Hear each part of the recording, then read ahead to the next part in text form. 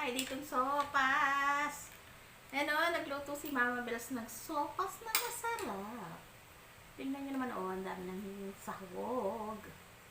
Hapunan po eh. Ito pong hapunan ni Mama Belas at saka ng person. Sa gilid lang yung person. Hindi nagsasalita, tuloy-tuloy ang kain. Tapos meron po tayong pizza dito at saka no juice. Kain po natin to. Kain po tayo. Thank you Lord sa pagkain. Salamat po. Ang sarap po ng sopas ko ay atay ng manok at saka hotdog.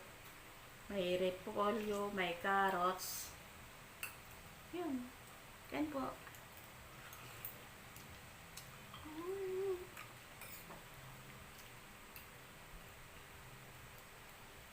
Gutom na ako.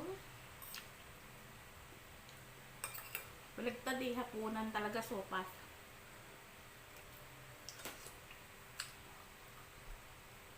Mag-alok ka naman, kahit di ka nakikita.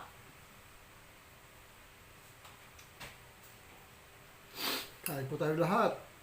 Naku, sumingot pa.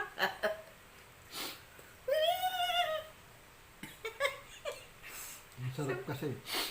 Sumingot pa ang person. Pasensya na po kayo dyan. Ganyan po talaga yan. Nakakatawa.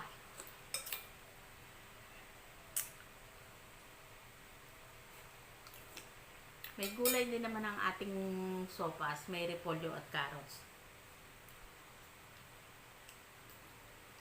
Basta tayo sa mangkok. Isang mangkok, ubos mo agad. Naubos na daw po niya agad ang isang mangkok na sopas. Ganun kasarap ang sopas ni Mama Bel.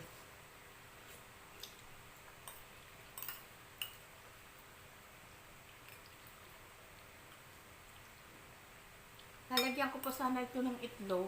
Hindi na ako nakapaglaga. Bukas sa almusal. Uulitin natin kumain ng sopas kasi madami akong niluto.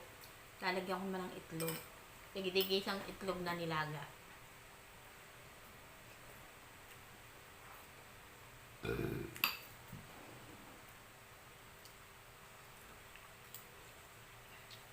Tingnan naman oh.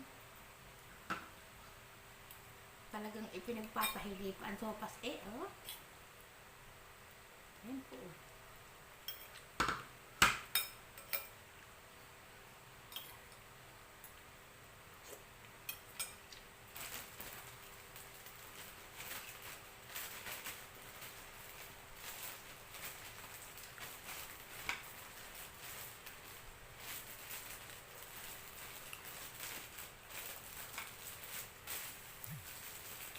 Pasan nyo, open nyo. Palit ko si Mama Bels ng konti, oh. Dati hindi nagkakanin si Mama Bels, oh.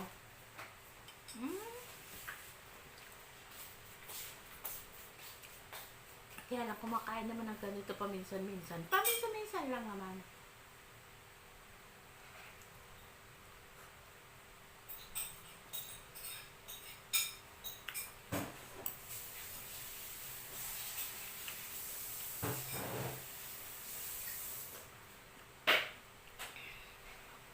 Sopa. Kaya po makakain din kayong lahat. Pakainin din kayo ng Panginoon. Salamat po.